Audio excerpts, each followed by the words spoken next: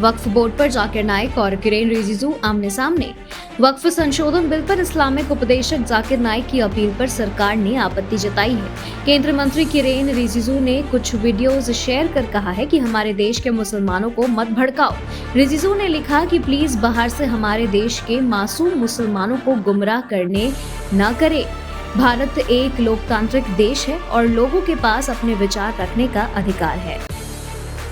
1 महीना हो गया पूजा पर लौटिए ममता बनर्जी के बयान पर बवाल। ममता बनर्जी ने लोगों से जब दुर्गा पूजा में शामिल होने की अपील की तो इसकी काफी आलोचना हो रही है। एक दिन पहले ही मीडिया से बात करते हुए ममता बनर्जी ने कहा था कि 1 महीना हो गया है, ऐसे में मेरा निवेदन है कि आप लोग पूजा पर लौटिए, त्योहार में शामिल हो। मैंने सीबीआई से कहा है कि जल्द से जल्द न्याय सुनिश्चित किया जाए। विनेश फोगाट को टिकट देने से कांग्रेस में खलबली।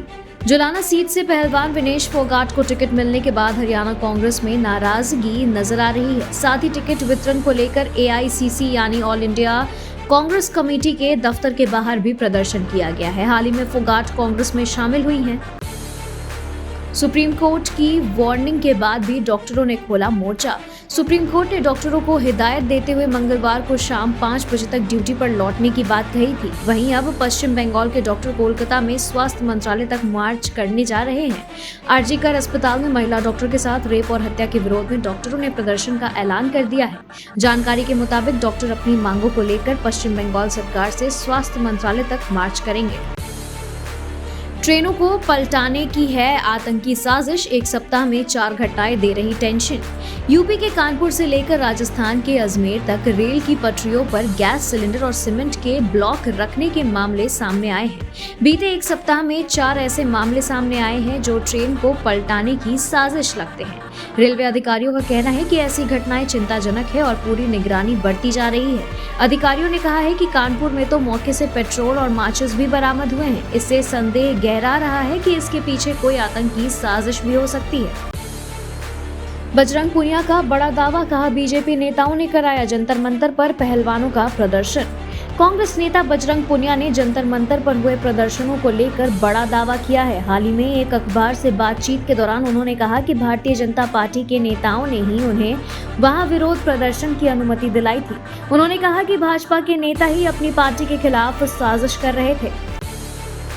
मिस्टर मोदी से कोई नफरत नहीं, कई बार तो सहानुभूति रखता हूं, राहुल गांधी।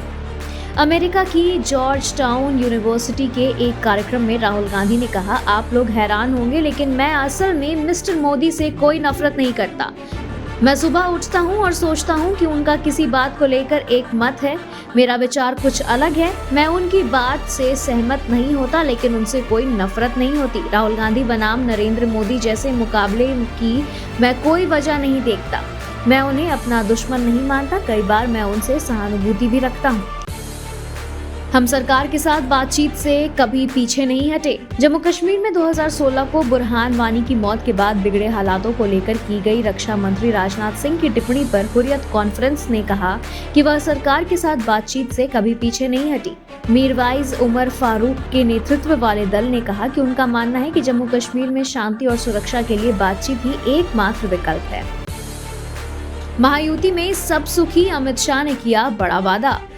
महाराष्ट्र में विधानसभा चुनाव से पहले सत्तारूढ़ महायुति गठबंधन में मतभेद सार्वजनिक रूप से सामने आने लगे हैं। ऐसे में केंद्रीय गृह मंत्री अमित शाह ने 2 दिवसीय महाराष्ट्र दौरे के दौरान इस संकट को दूर करने की कोशिश की।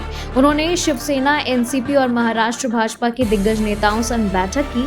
सूत्रों का कहना है कि शाह ने दिल्ली रवाना होने से पहले मुंबई एयरपोर्ट पर एकनाथ शिंदे और अजीत पवार को अच्छी सीटें देने का आश्वासन दिया है। गुलाम नबी आजाद ने किया हैरान, चुनाव प्रचार में उतरने का ऐलान। डेमोक्रेटिक प्रोग्रेसिव आजाद पार्टी चीफ गुलाम नबी आजाद ने 10 दिन पहले कहा था कि उनकी तबीयत ठीक नहीं है। ऐसे में वह चुनाव प्रचार में नहीं उतर पाएंगे। अब उन्होंने लोगों को हैरान करते हुए प्रचार का शेड्यूल जारी कर दिया है। उन्होंने कहा है कि अब वह बेहतर महसूस कर रहे हैं, ऐसे में जितना हो सकेगा चुनावी प्रचार में उतरेंगे। पहली बार थल, वायु और नौसेना एक साथ। पहली बार भारत की तीनों सेनाओं के उप प्रमुखों ने साथ में उड़ान भरी है। जोधपुर में आयोजित हवाई अभ्यास के दौरान तीनों सेनाओं की डिप्टी चीफ ने स्वदेशी लड़ाकू विमान तेजस को उड़ाया है।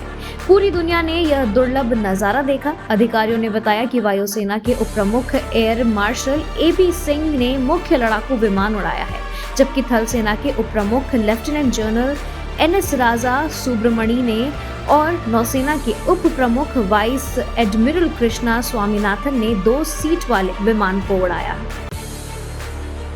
स्पेशल कोर्ट पहुंची कंगना और जावेद अख्तर की कानूनी लड़ाई।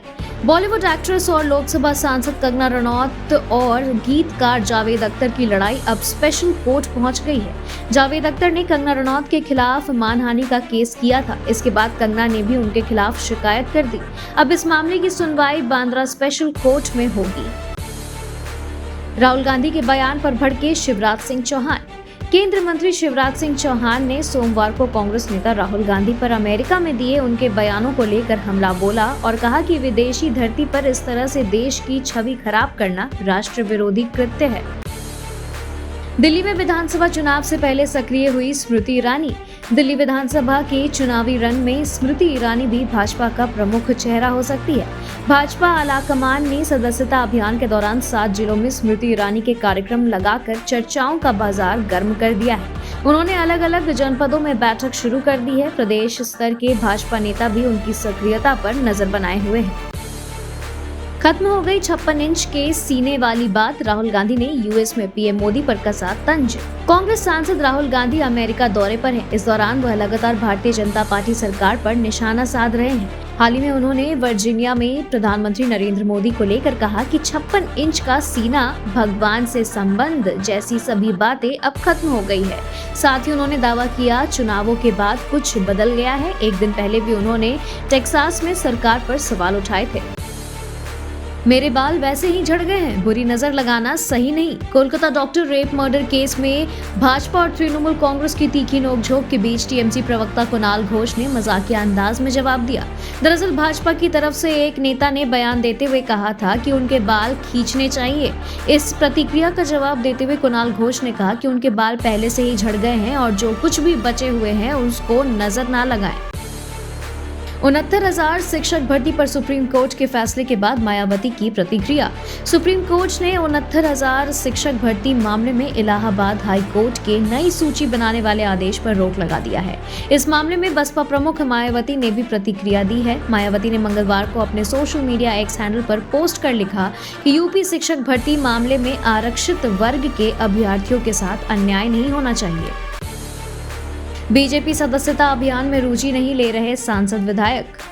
भारतीय जनता पार्टी सदस्यता अभियान को गति देने में जुटी है। इसके लिए तमाम जतन किए जा रहे हैं।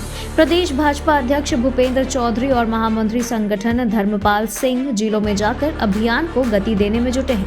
आयोग निगम बोर्डों में लगातार हो रही तैनातियों से कार्यकर्ताओं का खोया उत्साह जगाने की जुगत चल रही है।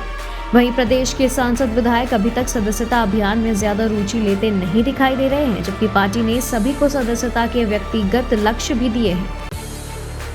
बीजेपी विधायकों की किस मांग पर राष्ट्रपति ने दिया निर्देश। आम आदमी पार्टी की सरकार को बर्खास्त करने के लिए दिल्ली बीजेपी विधायकों ने विजेंद्र गुप्ता की अध्यक्षता में राष्ट्रपति द्रौपदी मुर्मू से मुलाकात की और ज्ञापन सौंपा। अब राष्ट्रपति सचिवालय ने बीजेपी के ज्ञापन को गृह सचिव के पास भेज दिया है। दिल्ली की संवैधानिक संकट का सामना कर रही है। सचिवालय का कहना है कि इस पर उचित ध्यान देने की जरूरत है। तिहाड़ जेल ने बताया क्यों संजय सिंह को केजरीवाल से मिलने की नहीं दी इजाजत। तिहाड़ जेल के अधिकारियों ने संजय सिंह को दिल्ली के मुख्यमंत्री अरविंद केजरीवाल से मिलने की अनुमति नहीं दी थी, जिस पर कोर्ट ने अधिकारियों से जवाब मांगा। अब सफाई देते हुए जेल सुप्रिंटेंडेंट ने इसकी वजह बताई है। उन्होंने दिल्ली हाई कोर्ट में अपने फैसले को सही ठहराते हुए कहा है कि आम आदमी पार्टी नेता संजय सिंह को केजरीवाल से जेल में इस आधार पर जेल में मिलने की अनुमति देने से इनकार कर दिया गया था क्योंकि वह एक पूर्व कैदी है। मंत्री दिलीप जायसवाल बोले भूमि सर्वेक्षण होकर रहेगा। बिहार में जमीन सर्वे पर रोक नहीं लगाई जाएगी। भूमि सर्वेक्षण को लेकर चल रही अटकलों के बीच मंत्री दिलीप जायसवाल ने बड़ा बयान दिया है। उन्होंने सभी अटकलों को खारिज करते हुए स्पष्ट कर दिया है कि जमीन सर्वे की प्रक्रिया नहीं रुकेगी। राजस्व एवं भूमि सुधार विभाग के मंत्री जायसवाल ने मंगलवार को कहा कि जमीन सर्वे होकर रहेगा। अररिया में सबसे अधिक घर तो पूर्णिया में 2262।